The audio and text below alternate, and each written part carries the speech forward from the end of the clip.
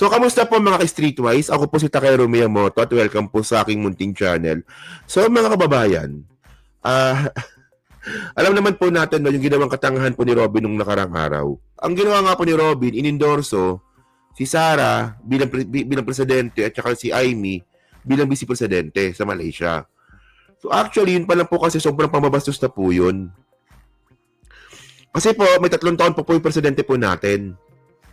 3 taon pa, no? 2028 pa. Mukha ka ng ina ka, Robin talaga, no?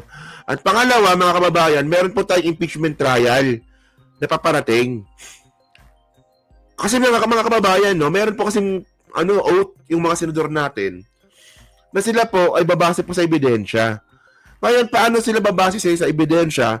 Paano sila magiging fair kung ngayon pala nangangampanya na itong si Robin? Bobo nga eh. Basta Didas po talaga bobo eh, no? So dahil po dyan mga ka-Streetwise, no, sumagot po itong si Attorney Claire. Ito nyo sabi Attorney Claire dito, no? Sumagot ang Malacanang sa umano'y nakaambang tambalan ni na Vice Presidente, Vice President Sara Duterte at Senador Amy Marcos para sa susunod na halalan. Di ba? So actually, medyo si Claire talaga pag sumagot pag Didas ka talaga, maasar ka talaga eh. So, sabi dito, sabi ni Claire, sa ng Palasyo, tambalang Sara Amy sa 2028, gamitan lang. So, tinan nyo to panoorin nyo to. Ito yung sagot ni Claire. Kahilab na love to ni Kahilab na love ni First Lady to si Claire eh. Sige. Ng dalawa, ng Vice Presidente at ni Senator Amy Marcos.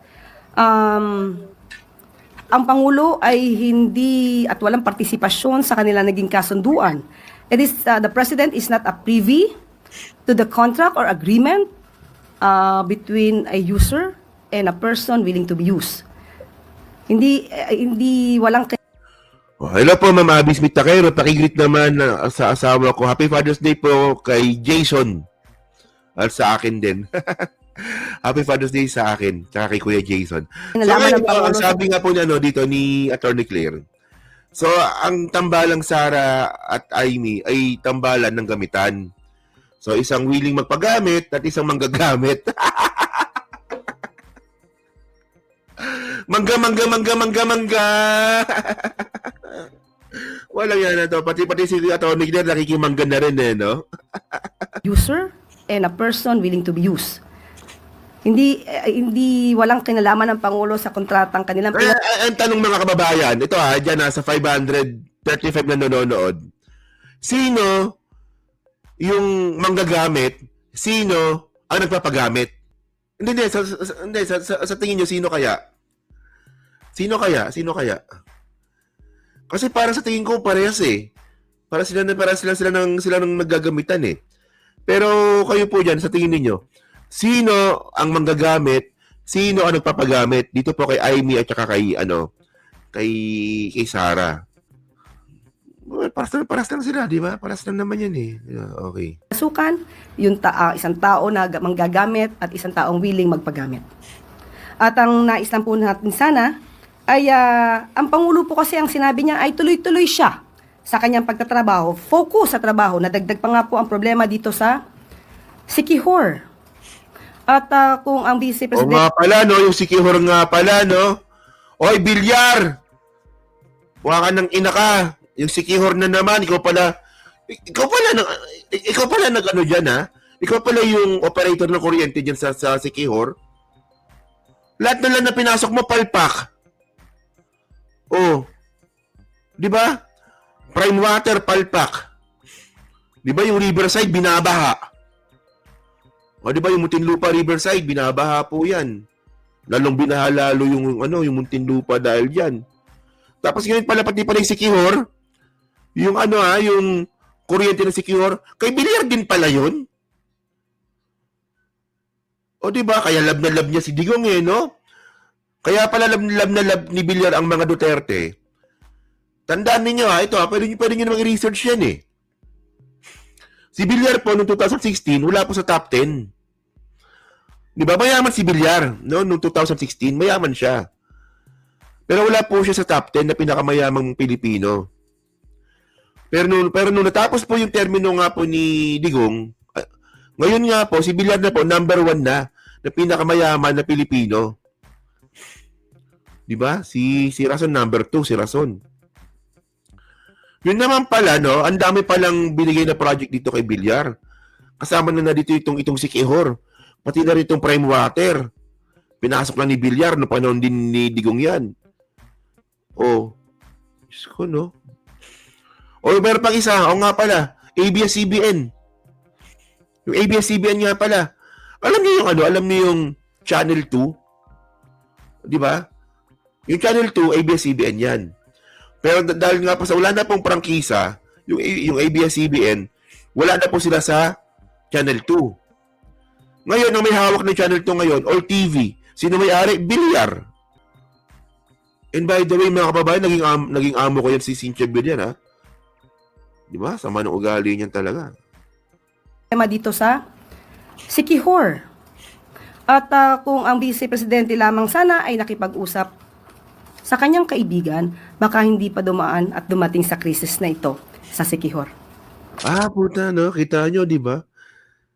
Oh, talagang pinaparanggan na rin po ni Claire Castro yung mga Villar, no? Hello po, Ma'am Angelita Marcos Almondia. Maraming salamat po sa yung super sticker, no? Oh, di ba? Grabe itong Villar na to, no? Oh. So ngayon, mga kababayan, so ito yung sinasabi ko nga kanina. Robin endorses Sara Amy tandem in 2028. Okay? Robin Hood Padilla has endorsed prospective presidential tandem for the upcoming 2028 elections, backing Vice President Sara Duterte and Senator Amy Marcos. So nangyari nga po yan sa Kuala Lumpur, Malaysia. Okay? So, by the way, mga kababayan, no? Ang sinasabi nga po natin, wala bang gagawin si Chis dito? Si Chis Escudero ba walang gagawin dito sa ginawa nga po ni Robin? Tandaan po natin ulitin ko lang si Robin Padilla po magiging judge sa impeachment trial ni Sara. At ang isa po sa posibleng maging punishment kay Sara is perpetual disqualification. So, contradicting po yun sa sinasabi nga po ni Robin. Paano makakaroon ng perpetual disqualification kung i-endorse po ni Robin si Sara para maging presidente? So, malinaw doon mga ka-streetwise na papabor talaga kay Sara yung decision nga po ni Robin. So, ngayon mga ka-streetwise, no, dahil nga po dyan sa sinabi nga po ni Claire, sumagot si Sara. Ito sabi ni Sara, no? Garbage in, garbage out.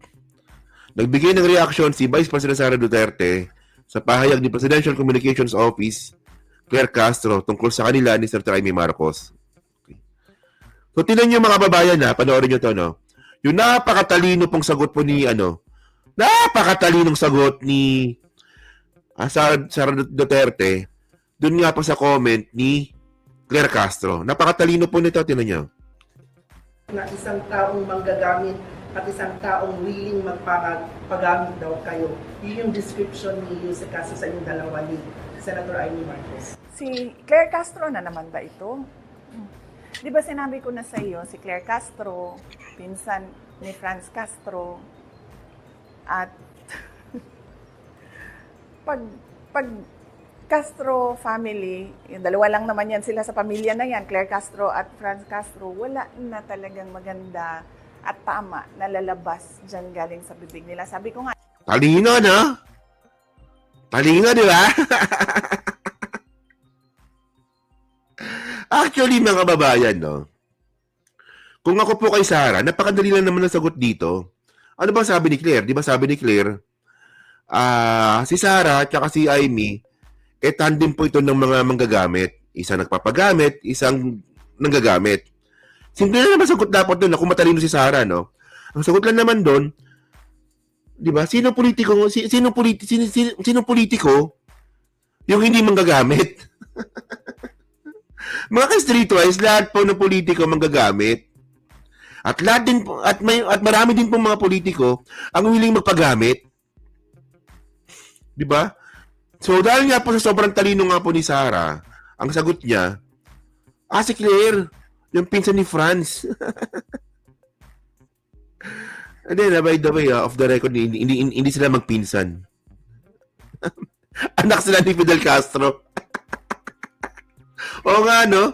Kung logic lang ni Sara pag-uusapan natin, no? O baka sila nga magkakapamilya, no? Si Fidel Castro, tapos si Franz Castro, no? Tsaka si Claire Castro. Di ba? O si Tolentino, manggagamit na balimbing pa. Yan, di ba? Natural yan. Putang na, eleksyon yan eh. Politika yan? Politika yan? Wala bang manggagamit? Wala nagpapagamit? Gusto ko naman, bobo lang si Sara. Tapos uncle nila si Noli Di Castro. O nga, no? Sige. Na isang tao Sige. ang description ni Yuse kasi sa yung dalawa ni Senator Amy Marcos. Si Claire Castro na naman ba ito? Di ba sinabi ko na sa iyo, si Claire Castro, pinsan ni Franz Castro, at pag Castro family, yung dalawa lang naman yan sila sa pamilya na yan, Claire Castro at Franz Castro, wala na talagang maganda at tama na lalabas dyan galing sa bibig nila. Sabi ko nga, di ba, ano sabi ko? Garbage in, garbage out. Pagdating dyan sa dalawang Castro na yan. Wala, mahina. Wala. Hindi ko talaga alam kung bakit gustong-gusto ng mga DDS tong si Sara. Wala, mahina ang sumagot. Alam niyo yung pagkapag nakasar siya, no? Parang nangaasar lang siya sa ano? Parang nangaasar lang sa bangketa. No? Hindi nga. Parang ganun lang eh, no? Wala man lang tayong nakitang talino o humor kapag si Sara po nagbiro. Diba? Actually, si Digong okay pa eh. Si Digong kapag nagbiro, nakita mo merong humor eh. Diba? Si Sara talaga wala eh, no? Pang bangkete eh. Anong kasi sagot yun? Kayo mga DDS, pag ganyan, tatanggapin nyo na lang yan? Lulunukan nyo na lang yung ganyang klaseng mga sagot ni Sara? Di ba? Uy, kasi Duterte ako eh. Kaya lang po si Sara. Kahit bobo. O, di ba? So, ngayon, tingnan nyo to, no? So, okay. So, ngayon, mga kababayan, no? Ang gusto ko lang itanong kasi dito sa mga DDS, mga kay-streetwise. Di ba? Yung mga ganyang mga sagutan ni Sara, hindi talaga siya pang president material eh. Hindi talaga eh. So, ang gusto kong itanong sa mga DDS, ano bang nagawa ni Sara na tumatak? Ano yung nagawa ni Sara sa bayan? No? Tandaan yung mga kababayan, no?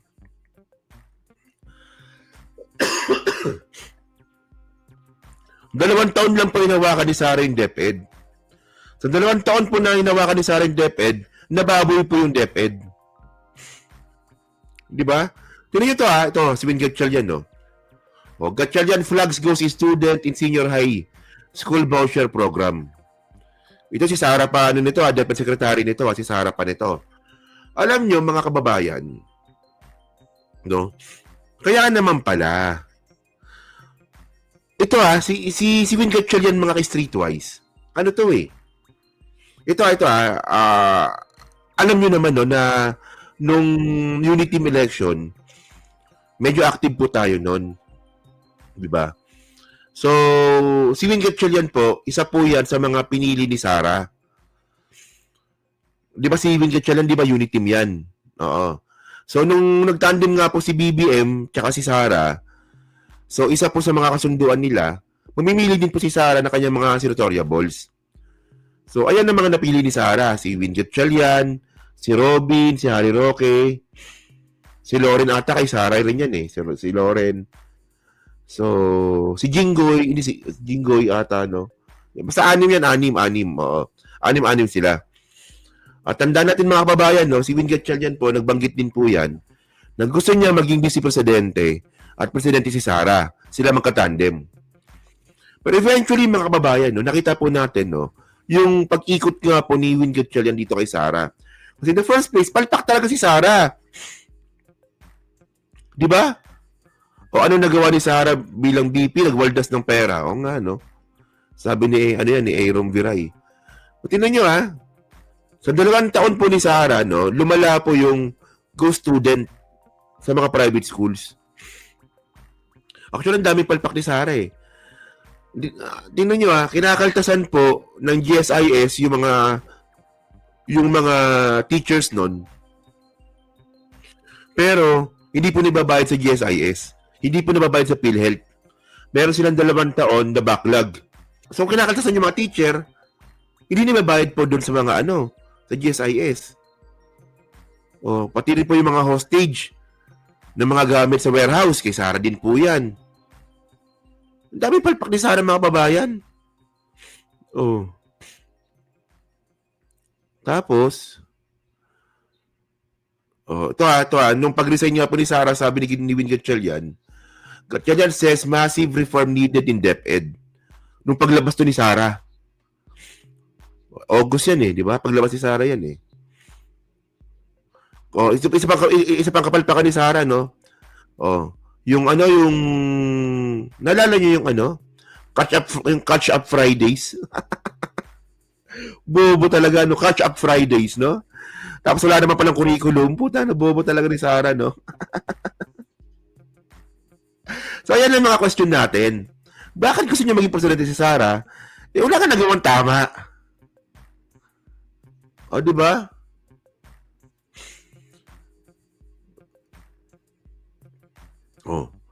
Kahit palpak, ginawa ni Saltik. Nga, di ba? Totoo nga yun. Hello po, Tony Ninobla. Maraming salamat po, no? So, yun mga babae, no? So, kayo po, no? Ano po masabi nyo nga po dito sa, sa bangayan na naman po ni Claire. No? Ni Claire tsaka ni Sara. Isipin nyo sabi ni Claire, mangga daw si Amy. Di ba? Yung yung pa pala, yung nabulok na pagkain kay Sara din pala yun. Billion of pesos din pala yun, no? O nga pala, no? Isipin niyo lang mga kababayan, ang daming pambababoy po na ginawa ni Sara sa DepEd. Tapos gusto niyo pa maging presidente? Tanga na. Maawa naman kayo sa Pilipinas. No? Dapat po kasi, no, merong boundary po, no, yung pagiging kulto, at saka po yung iniisip po natin yung bansa. Ang ginawa nyo kasi pinaghahalo ninyo So yun po. So kayo po dyan sa Team Replay, nung masabi nyo nga po dito, sa sagutan na naman po ni Sara at saka ni Claire Castro. Talino, no? Kayo ba natatalinuhan ba kayo kay Sara? Yan, so comment lang po sa baba at binabasa ko po lahat yan. At syempre, no, dyan po sa Team Replay, like, subscribe. Kung makalabisan, pa-share na po ng video po na to, no? So, iwanan muna na natin yan, no? May ano pa tayo, 2 pa tayo, Okay, ano ba to? Wait lang, naano ko yung article of impeachment, ito na pala pinaka-topic natin, okay? So, dito na po tayo sa pinaka-topic natin. O nga pala.